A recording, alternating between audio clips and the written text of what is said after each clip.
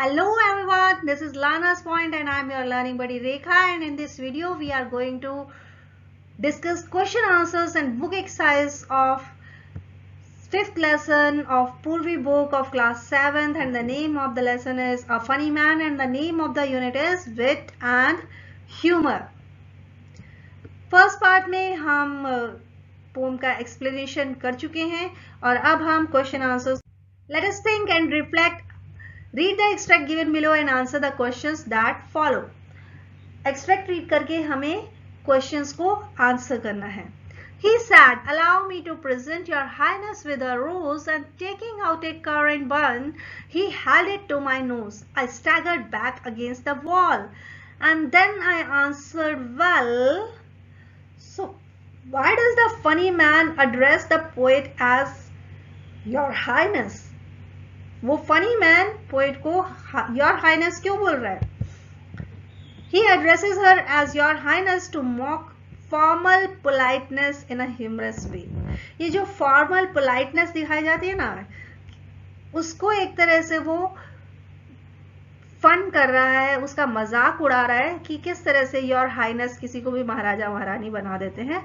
So that way he is creating humour. Choose a phrase from the extract which indicates a polite request. वो phrase ढूंढना है जो polite request को show कर रहा है. तो यहाँ पर हमने यूज किया है allow me to present. तो ये allow me to present जो है ये indicate करता है एक polite request को. Choose the option which shows a currant bun. Current bun show करने वाले option को हमें चूज करना है. तो अब ये जो सबसे पहले दिया गया है that is actually bread, simple bread है. और ये थर्ड नंबर पे हमें जो दिया है इसको हम डोनट बोलते हैं. And this is loaf. तो दिस इमेज यानी बी इमेज जो है दिस इज ऑफ करंट बन और इसको हमें चूज करना है. Complete the sentence with an appropriate reason. Reason बताना है. When the poet says well, it expresses surprise. This was so because. Surprise को show कर रहा है क्यों? Because the man offered a currant bun instead of a rose which was unexpected. क्योंकि उस आदमी ने रोज नहीं दिया बल्कि एक currant bun दे दिया और ये बिल्कुल ही unexpected था और इसीलिए ये surprise create कर रहा था. You never heard in all your life such a funny feeling sound. My friend, why do you wear two hats upon your feet? I said. He turned the other way about and hopped home on his head. तो अपने घर तक वो सिर पे hop करते हुए गया. तो it is creating humor. Questions देख लेते हैं. Choose the line from the extract which tells us that the sound was unique. कौन सी लाइन बताती है कि साउंड यूनिक था? You never heard in all your life such a funny feeling sound. ये line indicate करती है कि ये साउंड जो था that was quite unique. Complete the sentence with appropriate reason. Reason बताना है. The poet calls the funny man my friend. क्यों? Because she finds him amusing and non-threatening. Friend किसे कहेंगे? जो अम्यूज कर रहा है, आपको खुश कर रहा है और आपको उसको देख के थ्रेटनिंग फील नहीं हो रही है तो उसको आप फ्रेंड बोल सकते हैं. तो इसीलिए उसने ऐसे कहा she finds him amusing and non-threatening, so she called him my friend. What does the reaction of the funny man to the poet's question tell us about him? Funny man ने जो रिएक्शन शो की poet के question पे वो हमें क्या दिखाती है उसके बारे में? His reaction shows he enjoys being absurd. उसकी जो रिएक्शन थी वो हमें दिखाती है कि उसे अजीब सा दिखना पसंद है. And doesn't take things seriously. और वो चीजों को सीरियसली नहीं लेता. कि जब उसने कहा कि तुमने सिर पर हैट क्यों पहने हुए हैं तो वो उल्टा हो गया और अपना जूता नीचे रख के चलने लग गया. Choose the correct option to complete the sentence. Correct option choose करना है. The last line of the extract makes the readers feel. कैसा फील कराती है? ड्रीमी, सपने जैसा? नहीं. इम्पेशेंट, अधीर करती है? नहीं. वरिड, चिंता में डालती है? नहीं. चीयरफुल, यस, चीयरफुल फील करते हैं हम. तो cheerful is the correct answer. Now answer the following questions. Which character trait of the funny man was most appealing to you? कौन सा गुण था फनी मैन का जो आपको बहुत ज्यादा अपीलिंग लगा? His playfulness is appealing because it creates joy without logic. उसकी जो प्लेफुलनेस है, जो उसकी एक्टिविटीज है, वो बहुत अपीलिंग है, बहुत ज्यादा पसंद आती है हमें, क्योंकि ये जॉय क्रिएट कर रही है विदाउट लॉजिक, जिसमें कोई लॉजिक नहीं है, सोचने समझने की जरूरत नहीं है, बस प्लेफुल है और हमें हंसी आ रही है. The funny man does unusual things in the pome. अजीब सी चीजें करता है. How does it affect the overall mood off the pome? और उससे पोम का ओवरऑल मूड जो है वो कैसा हो जाता है? The funny man's behavior creates a light-hearted, humorous mood throughout the poem. तो पूरी पोम में उसका जो बिहेवियर है वो बड़ा लाइट हार्टेड सा, हल्का फुल्का सा और बड़ा ही ह्यूमरस, खुशनुमा फील कराता है हमें पूरी की पूरी पोम में. What alternative title would you suggest for the poem? इस पोम के लिए आप कौन सा दूसरा टाइटल सजेस्ट करेंगे? अब फनी मैन तो ठीक है, लेकिन कोई और टाइटल भी आप कर सकते हैं क्या? तो I would like to title it as topsy turvy man. इसे टॉप्सी टर्वी मैन कहना पसंद करूंगी. क्यों? As it captures his upside down action. क्योंकि उसने जो अपसाइड डाउन एक्शन कर रखा है कि हैट पैरों में पहने हैं और सिर पे जूता पहना है, तो वो टॉप्सी टर्वी से बिल्कुल क्लियर हो जाता है. Why do you think the poet has included dialogues in the poem? Dialogues क्यों रखे हैं पोएट ने, आपको क्यों लगता है? The poet has included dialogues in the poem to help the readers experience the interaction directly.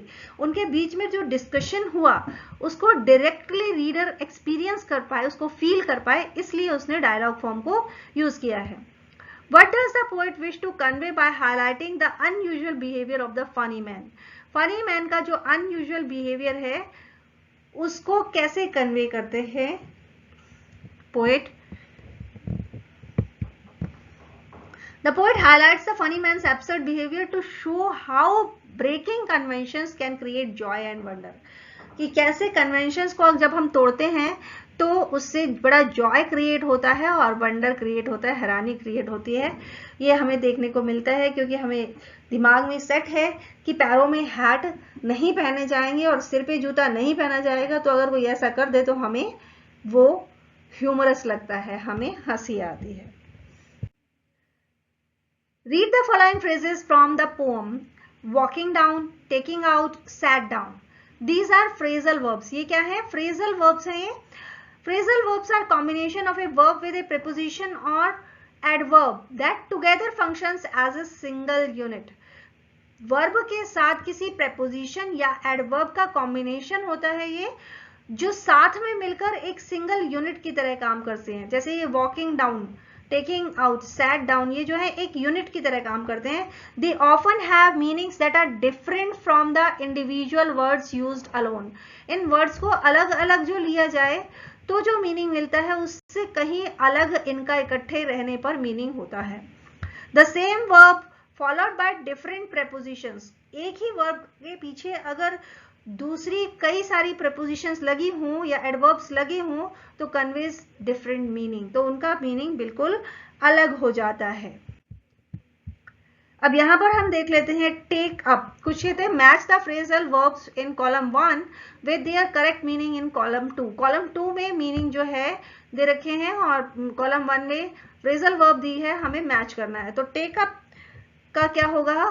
To begin, to study, practice और do something. कोई चीज प्रैक्टिस करना या पढ़ना शुरू कर देना.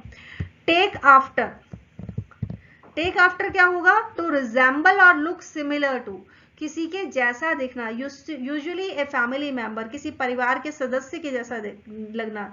जैसे कि हम कहते हैं ना, इसकी शक्ल तो इसके दादाजी पे गई है, तो उस तरीके से जब दिखना होता है तो that is take after. Take in. Take in means to understand और कॉम्प्रिहेंड समथिंग. किसी चीज को समझना, that is take in. Take over. Take over means to assume control और रिस्पॉन्सिबिलिटी फॉर समथिंग. किसी चीज पर कंट्रोल कर लेना, that is take over. Take off means to become successful और पॉपुलर क्विकली. जल्दी से पॉपुलर या सक्सेसफुल हो जाने को हम टेक ऑफ भी कहते हैं. So fill in the blanks with suitable phrasal verbs. अब ये सुटेबल फ्रेजल वर्ब को यूज करते हुए हमें ब्लैंक्स को फिल अप करना है। You may change the tense of the verb if required. Verb का tense बदल सकते हैं यदि जरूरत हो तो।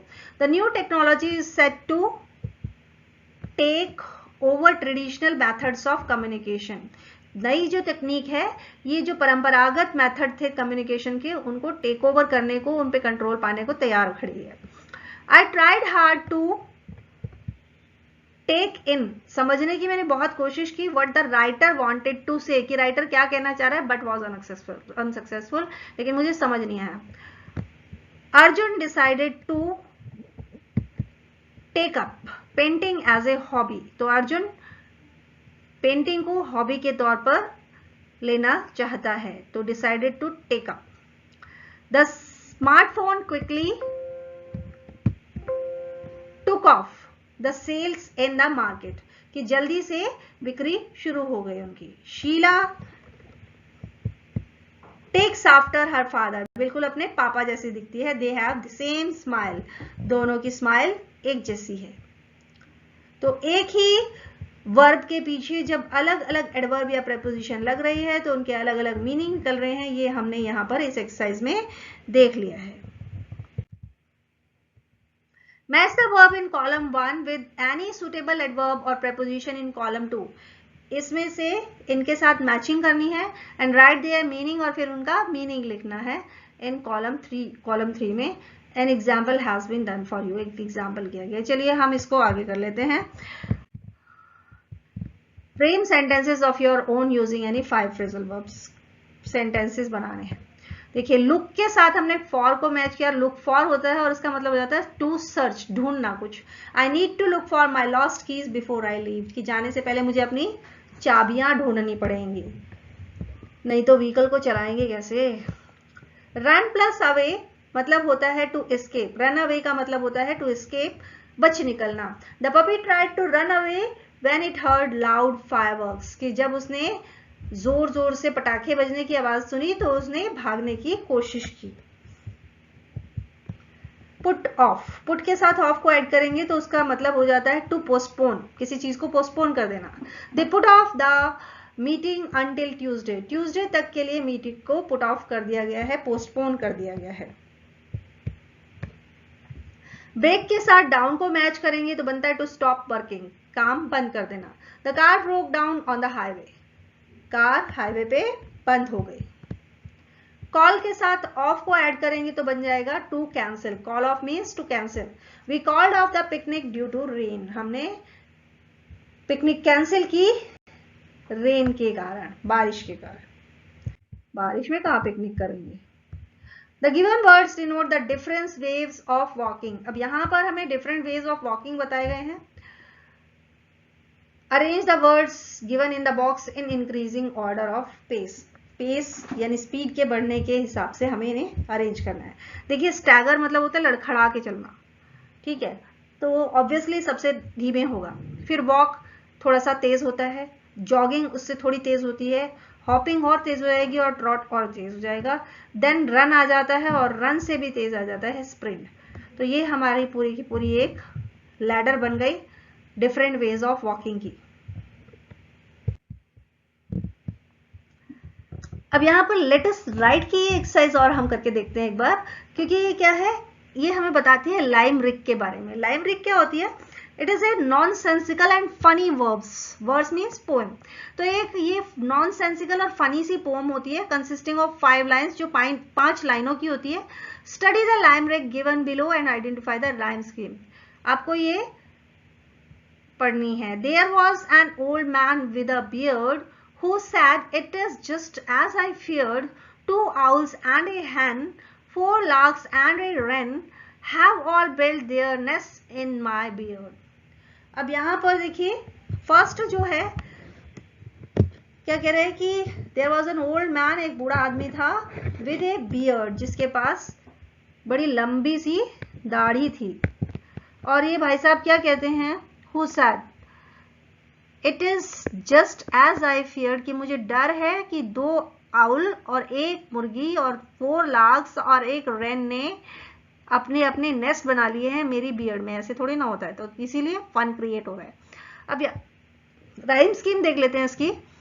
बियर्ड फियर्ड दोनों मैच हो रहे हैं, तो ये हो गए ए। हैन रैन मैच हो रहे हैं, तो बी। ये बियर्ड इस बियर्ड से मैच हो रहा है, तो ए। तो हमारी राइम स्कीम हो गई ए बी ए। तो जितनी भी लाइमरिक होती हैं उनकी राइम स्कीम ये ही होती है। दूसरी लाइमरिक देखते हैं। There were two friends in Bangalore lanes. One loved books, the other few planes. They would laugh and they would play in their own unique way, creating stories and flying in dreams train. क्या कह रहे हैं कि There were two friends in Bengaluru's lane. दो दोस्त थे Bengaluru lens में, एक को बुक्स पढ़ना पसंद था और दूसरे को प्लेन्स उड़ाना पसंद था। They laugh and they would play. वो हंसते थे और वो खेलते थे in their own unique way, अपने अपने अलग तरीके से, creating stories, कहानियां बनाते थे, and flying in dreams train, और अपने सपनों की ट्रेन में उड़ते थे। तो अब यहाँ भी हम एक बार राइम स्कीम को अगर देखें तो लेन्स और प्लेन्स मैच कर रहा है ए, प्ले और वे मैच कर रहा है बी, और ट्रेन्स लेन्स और प्लेन्स के साथ मैच कर रहा है तो ए। तो क्या बन गया? All limericks have the same rhyme scheme, A B A. सभी लाइमरिक्स की यही एक राइम स्कीम होती है। Now follow the structure given below and write a limerick on your own. आपको खुद से एक लाइमरिक लिखने को बोला उसने। इंट्रोडक्शन ऑफ ए पर्सन और प्लेस। पहले क्या करते हैं, शुरू में पहली लाइन में इंट्रोडक्शन देते हैं किसी पर्सन या प्लेस का। There was a child from, तो यहाँ पर हमने उसका इंट्रोडक्शन दे दिया। फिर 2 से 4 जो लाइन है उसमें क्या करते हैं, सिली स्टोरी बनाते हैं उसकी, और फिर 5th लाइन में एन अनएक्सपेक्टेड एंडिंग डाल देते हैं उसमें। तो अब देखते हैं क्या बनती है इससे। There was a child from Dehradun who ate soup with a spoon, then danced in the rain and forgot all her pain. Now she howls at the full moon. देखिए अगेन हमारी राइम स्कीम क्या हो गई, ए B ए। तो ये हमारी rhyme scheme हो गई। तो ये पूरी एक लाइमरिक बन गई है हमारी। With this we come to the end of this poem. And I hope कि आपको क्वेश्चन आंसर्स अच्छे से समझ आए होंगे। So keep learning, keep studying, have fun, bye bye.